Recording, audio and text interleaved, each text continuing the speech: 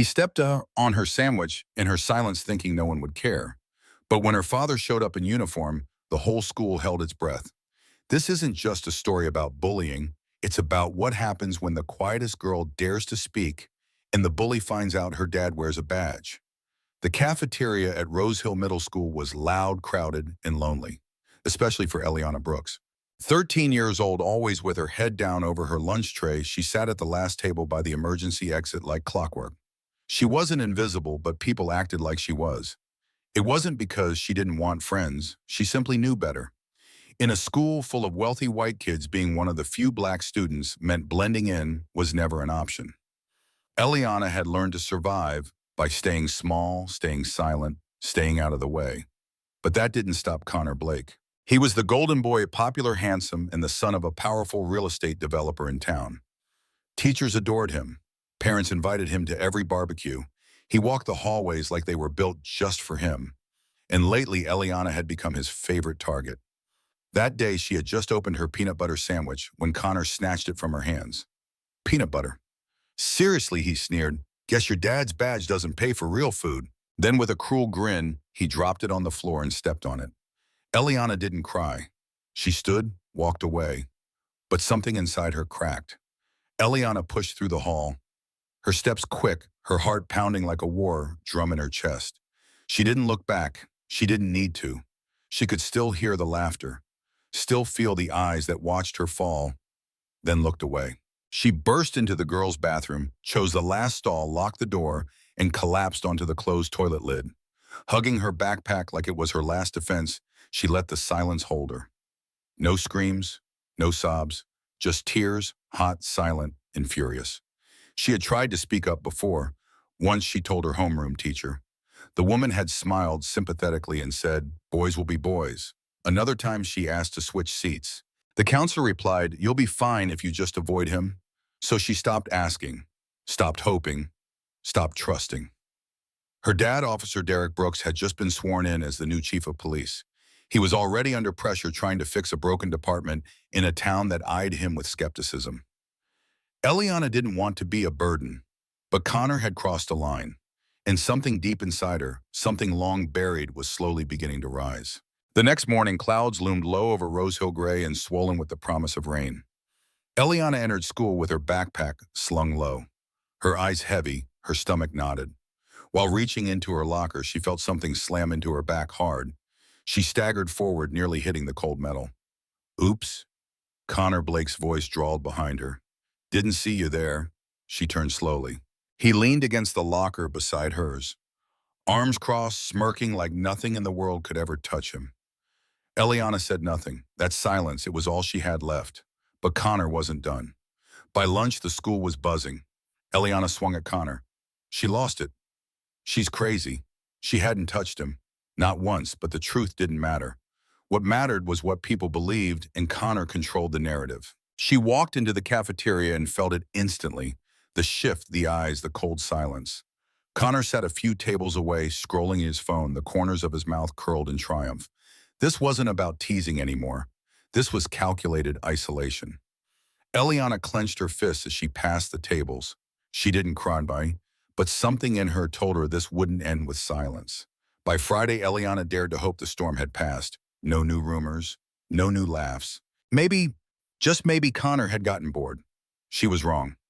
After the final bell, as she made her way through the school parking lot, a voice called out behind her, "Hey, Brooks." She kept walking. "Where you headed?" "Thought we were friends." Fingers gripped the strap of her backpack. She spun around. "Don't touch me," she said, voice low but sharp. Connor stood there, flanked by his two usual shadows, grinning like it was a game he always won. "Relax," he said. "I just wanted to say hi." Eliana's pulse thundered in her ears. Connor leaned closer. "What gonna tell Daddy? Think he cares?" Then he flicked the strap of her backpack. "You're just mad 'cause no one else does." That was it. Before she could even think, Eliana shoved him. Hard. Connor stumbled back, caught off guard. His smirk slipped. For a heartbeat, the predator looked shocked. It could have ended there, but Connor wasn't used to being humiliated, and he wasn't going to let it go. And Eliana. She had no idea just how far he'd go next. That night, Eliana lay awake staring at the ceiling as her mind replayed the moment in the parking lot over and over again. The look on Connor's face when she pushed him, the brief stunned silence of his friends, and then the laughter. It was the first time she'd touched him, the first time she'd fought back. And now, she had no idea what came next. Saturday passed in silence. Sunday too. But on Monday morning, the air felt different. As soon as she walked through the doors, the whispers returned thicker, meaner, heavier. Phones turned in her direction. Screens glowed with something she couldn't see. In English class, Madison turned from her desk and smirked. Nice photo, Brooks. Eliana's stomach sank. She grabbed her phone. Her notifications were flooded. It was a picture her pushing Connor. But the image had been edited. Her face was twisted with rage. Red letters across the top screamed, "Brooks the psycho." The comments were worse. "She's crazy. No wonder she's always alone." Connor should have hit her back. It wasn't a rumor anymore. It was a weapon. And Eliana. She couldn't breathe. But she refused to cry. Not again. Not this time. Eliana could barely feel her own body. Everything blurred, twisted. The photo still burned into her memory, her face edited into something monstrous, warped with rage. And that headline, "Brooks the Psycho," glared like a neon wound pulsing in the dark. She didn't need to scroll further. The comments screamed, "That girl needs help. She's unhinged. Connor's a saint for not hitting her." Her fingers trembled as she set the phone down.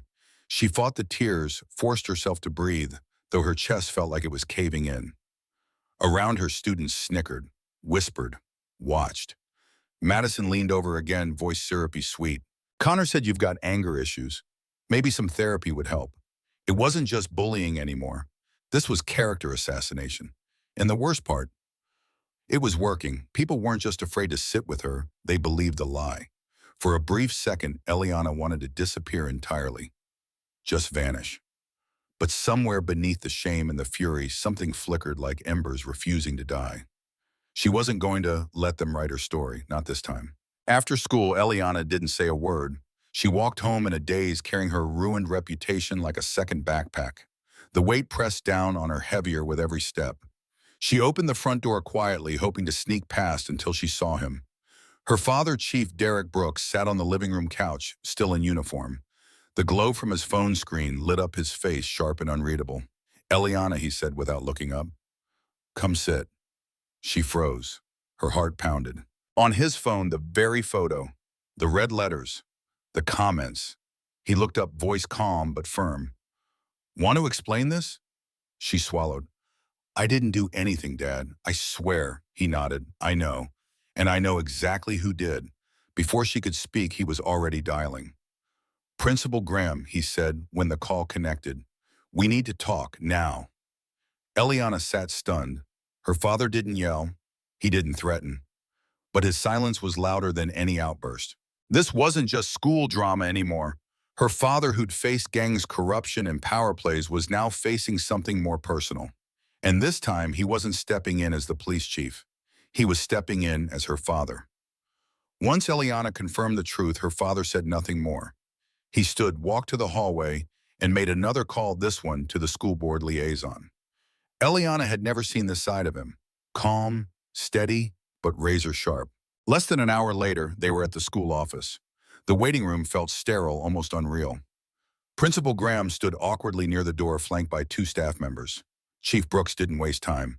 "Connor Blake has been harassing my daughter for weeks," he began. "And now he's escalated to cyberbullying, defamation, and psychological abuse. I'm not here to ask for your opinion. I'm here to demand action." Principal Graham's face flushed. "Now, Chief, let's not escalate this." "Escalate?" Chief Brooks' voice didn't rise, but the temperature in the room dropped. "If this photo had been made of your child, we wouldn't be calling this just kids being kids." The staff shifted uncomfortably. "I'm not here as an officer," he added. "I'm here as a father who watched his daughter break piece by piece while your school did nothing." Principal Graham hesitated. "We'll review the situation." "No," Chief Brooks interrupted. "You'll fix it. Today." Eliana looked at him, and for the first time she felt protected. Truly protected. Just then the door creaked open. Connor Blake entered the office, trailed by his parents. Mr. Blake, in an expensive gray suit, his wife with a stiff smile and unreadable eyes. We came as soon as we heard Mr. Blake, said, his voice annoyed, as if he were doing the room a favor. No, Chief Brooks replied evenly. I requested you. Connor's eyes darted to Eliana, then quickly looked away. This whole thing has gotten out of hand. Mrs. Blake chimed in, waving her hand. Kids roughhouse, they tease. It's normal. Normal. Chief Brooks turned to face them.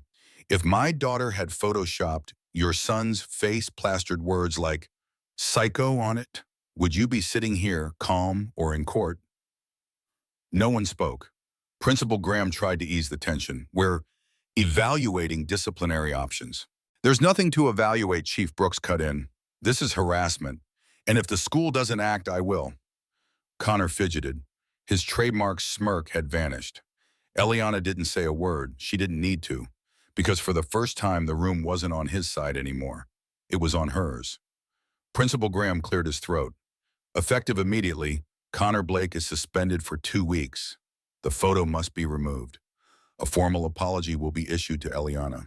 Further violations will result in escalation to district-level action. Mr. Blake stood up furious. Do you even know who we are? Chief Brooks met his glare without flinching. Do you know who I am? The room fell silent. Connor's face turned pale. Mrs. Blake tried to argue, but the principal had already made the call. The line had been crossed, and for once, no amount of money or reputation could erase it. Connor stood frozen. For the first time, he looked cornered, small, weak. Chief Brooks turned to Eliana. You okay? She nodded, still stunned. She wasn't sure what to feel. Relief, shock, triumph. Connor was escorted out. No smirk, no swagger, just silence. As the door closed behind him, the weight Eliana had carried for weeks began to lift. Not all of it, but enough to breathe, enough to believe that maybe, just maybe, the tide was finally turning. The next morning, the halls of Rosehill felt different. Not louder, not quieter, just heavier, like the school itself was holding its breath. Connor Blake was nowhere to be seen. Whispers filled the space he left behind. He's suspended. His dad is furious. They're talking about pulling him from school.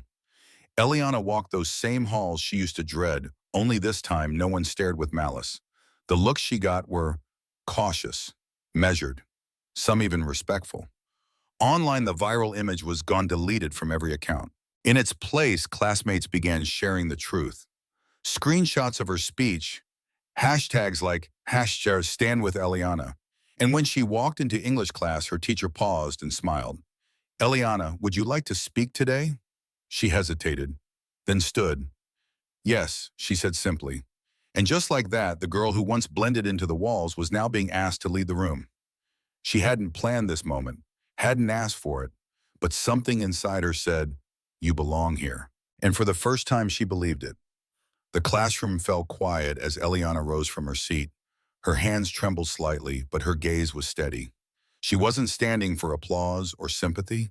She was standing because she had something to say. For weeks, she began coming to school felt like walking into a battlefield, not because of grades, but because of the looks, the silence, the way everyone saw but said nothing. Some students shifted in their seats. I was called names I didn't deserve, laughed at, lied about, and most of you stood by thinking it wasn't your place. No one interrupted. I'm not a psycho. I'm not crazy. I'm a girl who got tired of being quiet. She exhaled, her voice softening. Next time when you see someone being pushed down, don't be the one who looks away. She sat back down. No one clapped, but no one whispered either. Just silence. A different kind. The kind that meant they were finally listening. That afternoon, Eliana walked into the cafeteria expecting to eat alone, just like always. But as she approached her usual corner table, someone was already sitting there. Maya. She was from Eliana's math class, quiet, observant, never cruel but never involved either. Eliana hesitated. Is this seat taken? Maya smiled softly. I was saving it for you. Eliana sat down, unsure what to say. But maybe words weren't needed. They ate in silence, comfortable silence, not the isolating kind she used to endure. A few minutes later, Daniel, another classmate, approached their table. Hey, he said, voice low, I wanted to say, I'm sorry for not speaking up. Eliana looked at him. Really looked. And then she nodded. Just once. Because sometimes forgiveness isn't loud. It doesn't come wrapped in speeches. Sometimes it's as simple as letting someone sit beside you. And this lunch, this quiet moment felt more like a victory than any punishment Connor had ever received. Rumors flew fast that weekend. Some said Connor's family had hired lawyers to erase the suspension. Others claimed he'd already been accepted into a private school out of state. Eliana didn't feel anger. Not anymore. Just a strange emptiness. She didn't need revenge. She needed peace. That Sunday afternoon, while looking through a stack of old mail in the hallway cabinet, she found something unexpected. A printed report left by her father on student conduct. Her eyes froze when she saw a name, Connor Blake. It detailed past incidents, elementary school fights, reports of isolation, notes about a turbulent home life. His mother had suffered from depression. His father was often absent. Eliana read in silence, and then she closed the file. She didn't feel sorry for him, but she understood. Sometimes the person who hurts you is just passing along a wound they never learned how to carry. When her father passed by and saw her quiet, he asked gently, "You forgive him?" She shook her head. "No, but I don't hate him anymore." And somehow that was enough.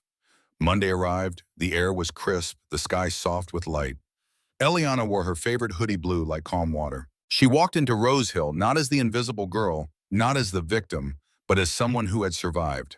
In the hallway, a group of older students fell silent as she passed. One of them gave her a subtle nod. She returned it without hesitation. Madison passed her, two eyes averted. No cruel remarks, no sideways glances. Inside her classroom, her teacher greeted her by name, not as a courtesy, but with respect. And when Eliana raised her hand to answer a question, no one laughed. No one rolled their eyes, they listened. She wasn't a shadow anymore.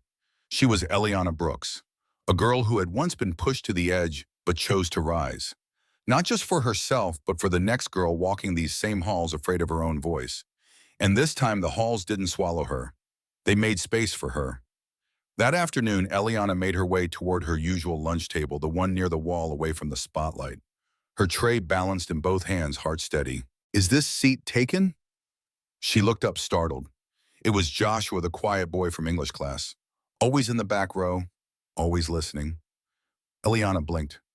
"You want to sit with me?" He nodded shyly. "Only if that's okay." She smiled. Of course. They sat side by side, not saying much, but the silence wasn't awkward. It was soft, easy. After a few bites, Joshua cleared his throat. "I read what you wrote, your post." She glanced at him. It was brave, he added, and true. Eliana's lips curled into something she hadn't felt in weeks, a smile not weighed down by fear. "Thank you for saying that," she said quietly. It wasn't just a shared table, it was a shared moment. A bridge between two people who had both in their own ways kept their heads down too long. And for Eliana, this seat, this tiny gesture, meant the world. Because it wasn't pity, it was connection. As Eliana walked home that day, the wind brushed gently against her cheeks. The air felt lighter, as if something invisible had been lifted from her shoulders. She passed the bus stop when a familiar voice called out, "Eliana." She turned. It was Claire, one of the girls who'd laughed the loudest when the photo first spread. She stood awkwardly, arms crossed over her chest. Eliana hesitated. Claire took a deep breath. I wanted to say I'm sorry." Eliana raised an eyebrow. "I laughed." Claire confessed, voice cracking. "Not because I hated you. I was just scared and stupid, and I didn't think it mattered." Eliana folded her arms. "But it did matter. It mattered to me." Claire nodded, eyes shining. "I know. And I'll do better. I swear." Eliana looked at her for a long moment. Then she said softly, "What matters now is what you do next." Claire blinked. "If I see it happen to someone else, I'll speak up, I promise." Eliana gave her a single quiet nod. Forgiveness didn't come easy. But understanding that was something she could choose. And in that moment, she chose growth over anger, light over bitterness. That evening, Eliana sat curled up on the living room couch. Her father sat across from her, a book in one hand, glasses perched low on his nose. The television played some muted news show in the background, barely noticed. "You know, he began lowering the book back in the city I worked with, a lot of kids like Connor." Eliana looked up curious. They weren't all bad, some were just lost, hurt, and no one ever taught them what to do with that pain. She listened. Some of them became the very thing they feared most, bullies. because hurting someone else felt like taking power back. She frowned. You think Connor's like that? He paused. Maybe. I don't know, but I know there's people like you who stand up and speak when it's hardest. You're the ones who change the system. Eliana stared at him, heart swelling at his words. She wasn't trying to be a hero. She just didn't want to feel powerless anymore. But maybe, just maybe, her voice was doing more than she realized. Maybe she was planting something bigger. And someday, others would stand where she stood and not feel alone. Friday afternoon, Eliana opened her locker to find something odd, an envelope tucked into the side, no name, no return. She opened it slowly. Inside, a short note handwritten. I don't know why I did it. Maybe it was jealousy. Maybe weakness. But I know it was wrong. I don't expect forgiveness. I just need you to know I haven't slept well since. See. She stared at the letter for a long time, the words echoing in her mind. She didn't need to guess who it was from. Connor. She didn't know if it was sincere, didn't know if it even mattered. But something inside her softened. She didn't feel satisfied or vindicated, just still. She folded the note and placed it in a wooden box beneath her bed, the one where she kept her mother's bracelet, old birthday cards, and tiny reminders of who she was. The letter didn't erase what he'd done, but it proved one thing: even the ones who cause harm can sometimes feel the weight of what they've done. And sometimes knowing that is enough. Monday morning arrived with golden sunlight spilling across the Rosehill campus. The halls bustled as always, but Eliana no longer felt swallowed by them. She walked with ease, not loud, not boastful, but grounded. Students nodded as she passed, some waved. Even those who once stayed silent looked her in the eye now. Maya saved her a seat again. Joshua greeted her with a smile. And when she walked into class, her teacher said, Glad you're here, Eliana. 3 weeks ago, she would have melted into the background. Now she belonged. Not because the world had changed, but because she had. She raised her hand during science class. No one snickered. At lunch, she laughed at a joke and didn't care who heard. And in the quiet moments, she remembered something her father once said: it's not about being loud. It's about being brave. Eliana Brooks had been many things: a target, a shadow, a survivor. But today she was something new. A girl who stood up when everyone else sat down. A girl who learned being seen is not about brightness, it's about truth. That night, Eliana sat at her desk, fingers hovering over her laptop keys, unmoving. On her screen was the submission form for the National Anti-Bullying Week writing campaign. Theme: Speak to be understood. She had opened the page a dozen times that week, each time closing it just as quickly.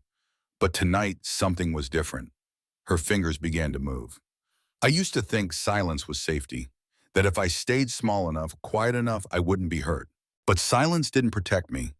It drowned me. When I finally spoke, the worst thing I feared didn't happen.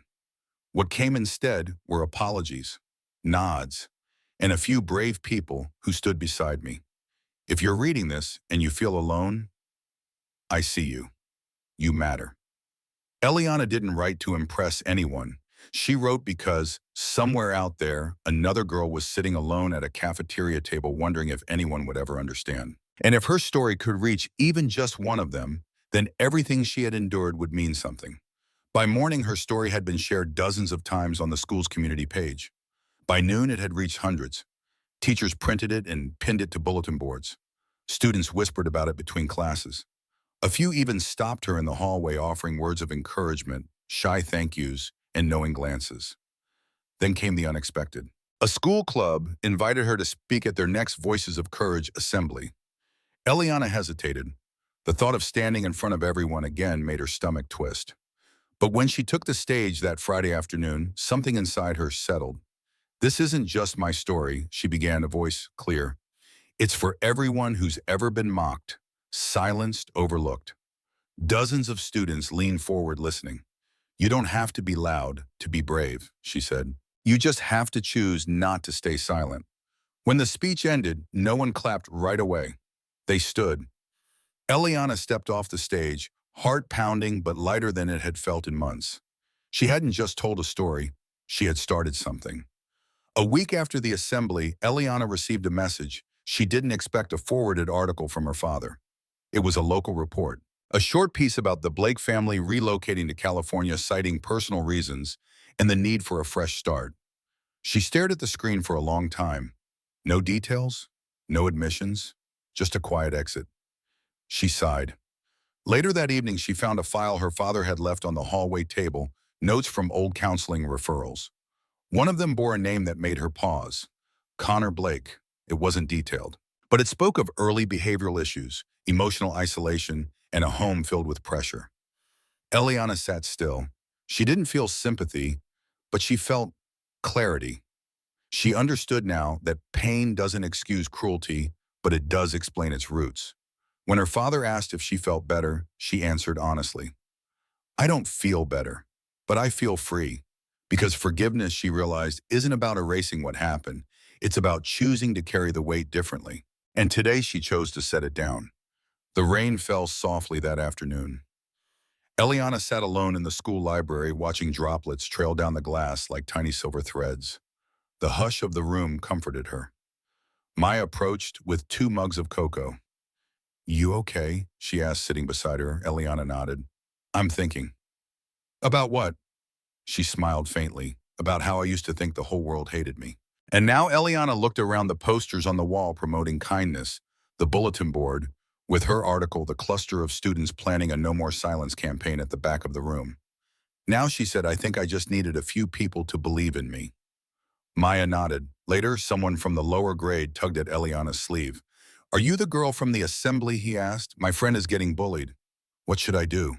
Eliana didn't hesitate. Don't stay quiet, she said gently. But also don't fight alone. The boy nodded, eyes wide, and ran off. Eliana watched him go, heart full. She didn't need the world to apologize anymore, because she had already reclaimed herself. On the last day of the semester, sunlight streamed through the windows like soft ribbons of warmth. The school buzzed with excitement. Summer was near. But for Eliana Brooks, something deeper stirred within her. She passed the hallway where everything had begun and smiled.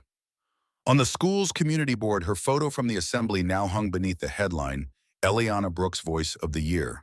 When the bell rang, a fifth-grade student tapped her shoulder. Eliana, he said shyly, if someone picks on me, should I fight back? She bent to meet his eyes. No, she said softly.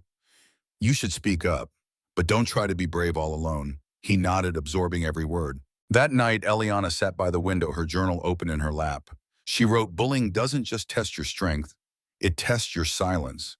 But the moment you say enough, you don't just protect yourself, you show others that they can rise too. She closed her journal and looked out the window. The world hadn't changed overnight, but she had, and that made all the difference. Silence is not strength, especially when it protects cruelty instead of the person suffering from it.